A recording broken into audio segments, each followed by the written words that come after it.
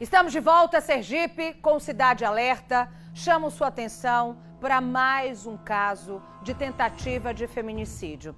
E a história por si só já é bastante grave. Mas à medida que a gente vai entendendo em que circunstância, quem cometeu esse crime e a dificuldade que essa mulher enfrenta para prestar queixa, fazer um boletim de ocorrência na delegacia, é grande. Vou contar para vocês. Isso aconteceu no município de Lagarto. Uma mãe de um menino autista, ela estava dando banho nesta criança, assim ela relata, quando algo aconteceu. Ela foi fora da casa uma vez, foi mais uma vez pela segunda, quando infelizmente foi surpreendida pelo agressor que estrangulou essa mulher. E com uma força divina, ela conseguiu se desvencilhar dele e fugir. Agora, pasmem, esta mulher conta que este agressor é o sobrinho do marido dela. Antes de chamar Jéssica Cruz aqui ao vivo, que tem ainda mais detalhes desse assunto, a gente vai conferir o vídeo que esta mulher nos encaminhou. Põe na cena. Eu sofri uma tentativa de homicídio no sábado, dia 23/7/2022, aqui na minha residência, por um sobrinho do meu esposo. E ele, por duas vezes, a primeira vez eu estava dando banho no meu filho, que é especial, é autista, e veio e desligou o contador de energia. Eu vim com a lanterna do celular e essa luz do poste e liguei. Por menos de 5, 10 minutos, novamente aconteceu isso. Aí eu vim novamente até aqui e liguei. Quer dizer, tentei ligar. Quando eu cheguei perto, a mais ou menos aqui para ligar, ele já saiu e já foi me atacando sem eu ter defesa nenhuma. A defesa primeiramente foi Deus. E meu filho, quando começou a entrar em desespero, gritar, que viu como eu estava, eu me soltei, como eu não sei, mas em todo momento ele só queria me estrangular, me esganar. Então eu peço às autoridades que me dê um socorro, porque eu estou desesperada. O que seria hoje do meu filho, que é especial, se eu não estivesse aqui hoje? Parece matéria repetida, né? Como eu falei anteriormente. Mas, infelizmente, não é. O crime que se repete com mulheres diferentes. Agora eu chamo a Jéssica Cruz, aqui ao vivo. Nós que somos mulheres, né, Jéssica? A gente acaba se sensibilizando de alguma forma ainda mais, porque sabemos o que nós vivemos no dia a dia com esse machismo que impera, infelizmente. A gente teve acesso às imagens, Jéssica, estamos passando aqui para quem está em casa, das marcas pelo corpo dessa mulher. É assustador o estado em que ela ficou e o que parece que não dá para piorar, piora. Porque isso aí já é grave, mas vai piorar. E quem vai contar pra gente agora o porquê que essa história piora é a repórter Jéssica Cruz, a apresentadora também. Hoje eu te assisti, viu, Jéssica? Aproveitando a oportunidade através da rádio, Jéssica que apresenta junto com o Sérgio Cursino o Nova Manhã, Nova Brasil. Ela está à frente agora sozinha porque o Sérgio está afastado, sempre mostrando sua competência. É uma pena que eu não dê para sorrir aqui e falar de forma alegre sobre o seu desempenho, porque a notícia é bastante triste, né, Jéssica? Boa noite.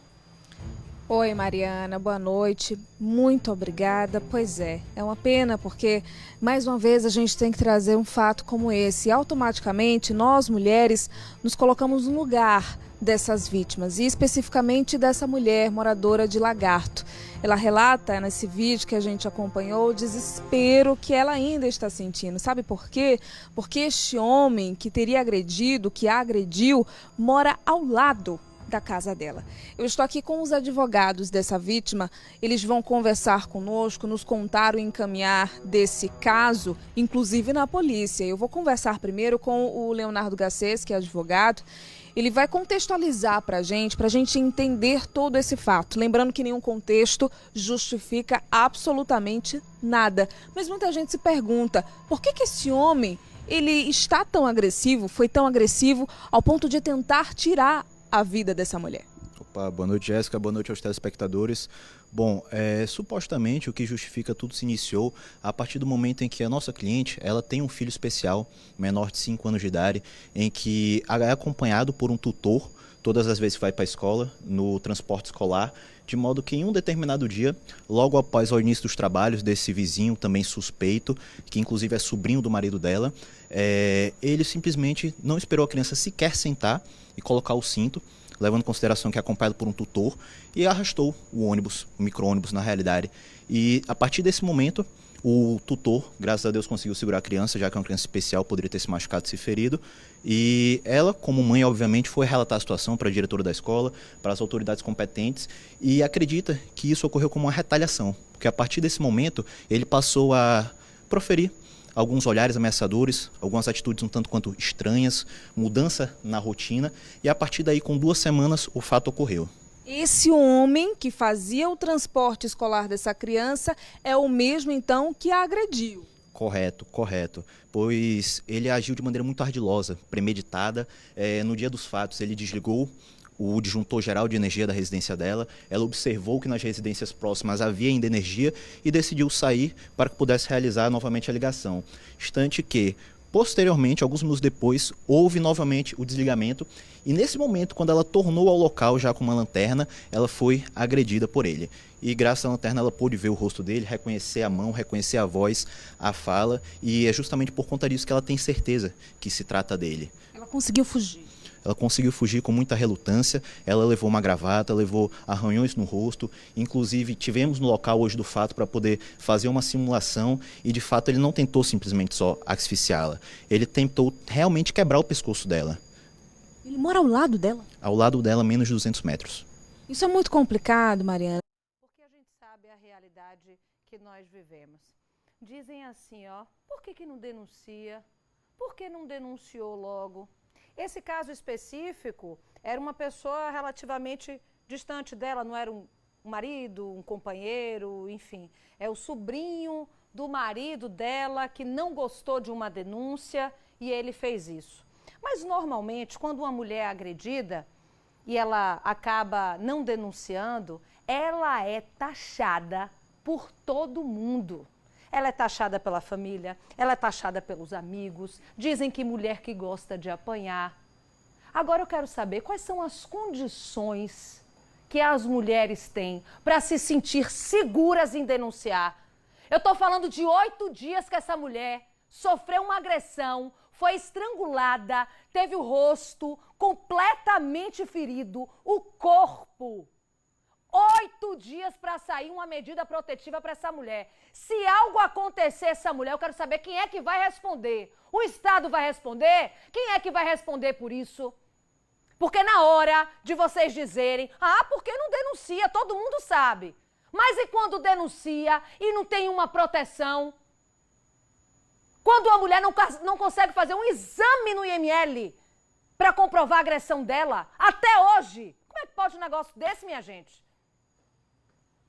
Uma mulher que tem um filho autista, ela está dentro de um ônibus, a pessoa arrasta o ônibus, ela faz uma denúncia contra esse homem faz isso com ela. Aproveita a oportunidade para dizer para vocês a diferença de homicídio e feminicídio. Feminicídio é uma qualificadora do homicídio, ela endurece a pena. E quando é que o feminicídio é colocado em prática? Quando o homem comete o crime pelo simples fato de ser mulher. Então você se pergunta, esse homem iria na casa de um outro homem que teria feito uma denúncia dele? Ele teria coragem de estrangular um homem que fosse do porte físico dele? Ele teria coragem de fazer a mesma coisa que ele fez com uma mulher se fosse um homem? Não. A gente sabe que não. Então, por isso que a gente fala aqui de tentativa de feminicídio. E nós estamos de olho, vamos acompanhar. Essa mulher precisa de proteção de fato. Ô, Jéssica, só para quem está ligando agora em casa, muita gente está chegando em casa agora do trabalho, nesse horário. Que horas são, meu diretor? Por volta de 6h30. É o horário 6h44, que a gente tem uma virada. Muita gente chegando. Eu queria só que você explicasse para a gente qual a relação dessa vítima com o agressor. Você trouxe para a gente que era sobrinho. Ela tinha contato com esse homem ou foi essa situação específica do ônibus? Só para a gente relembrar, entender de forma mais aprofundada esse caso. Pois é, ela relatou que ele é sobrinho do marido dela. E ela teria contato, sim, com ele, porque o filho, ele ia justamente, né, no carro que esse homem conduzia. Ele ia para a escola no carro que esse homem conduzia, além de morar muito perto. Mas a gente vai perguntar aqui para o Leonardo Garcês, que é advogado também, para ele explicar melhor para a gente sobre essa proximidade. Sempre houve um contato, uma proximidade dessa mulher com esse homem, uma relação, por conta justamente desse transporte que ele fazia do filho dela, autista, de 5 anos.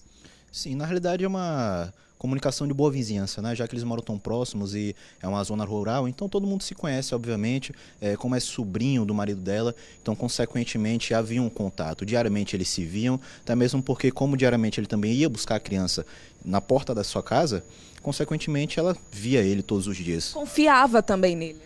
Bom, sempre houve uma certa relutância pelo fato de que toda aquela região mora parte da família dele. Ela é sozinha, ela não tem um pai, uma mãe, um irmão, nem mesmo se ela quisesse sair de casa para poder se refugiar, para ter um local mais seguro, ela não poderia, porque ela simplesmente é sozinha. Então somente ela e o marido. Então, se ela não quisesse fazer o transporte com esse homem, ela também seria julgada por isso, né? Com certeza, com certeza. Inclusive, a criança tem que ir para a escola, eventualmente ela poderia sofrer represálias, inclusive do conselho tutelar, por conta disso, da responsabilidade dela de dar educação à criança, e essa foi uma das preocupações, porque uma das respostas que ela recebeu da delegacia foi exatamente essa. Você tem a opção de não enviar para uma zona rural em que ela mora a mais de 20 minutos da cidade de Lagarto, não tem transporte público basicamente, ela não tem acesso para poder ir, não tem uma moto, não tem um carro, então consequentemente de que maneira ela levaria a criança? Ela sairia de casa 3 horas da manhã andando para poder levar a criança para a escola? Onde está o marido dessa mulher? O marido, ele se encontra em casa, contudo é um homem trabalhador. Todos os dias ele sai de manhã para poder trabalhar na roça, justamente para poder manter o sustento familiar. Então, infelizmente, não é sempre que ele tem a possibilidade de estar dentro de casa e acompanhar. Ultimamente, depois do fato, ele vem retornando mais cedo para ver se consegue resguardar um pouco mais a segurança. Contudo, a gente sabe que não é o suficiente. A própria medida protetiva, ela em si não é suficiente. Eventualmente, ele pode se aproximar, ele pode vir a causar algum dano para ela e pode ser tarde demais. E é exatamente por conta disso que nós temos que ver, não como um processo, um procedimento, e tratar pelo menos como eu, doutor Paulo Thyssen, tratamos nossa profissão, a advocacia, e como tudo deve ser tratado na vida, com humanidade. Nós temos que levar em consideração que tem vidas do outro lado. Poderia ser minha mãe, poderia ser meu pai, poderia ser minha irmã, um vizinho, um amigo que estivesse precisando da assistência do Estado e eventualmente não conseguiria, poderia ser tarde demais. Me assistindo, viu, minha irmã? Eu garanto a você que a gente vai estar acompanhando. E para você, agressor, se saia. É melhor você sair de perto. A medida protetiva já saiu. Se descumprir, é pior para você. Eu preciso seguir aqui, minha gente, com a notícia e informação.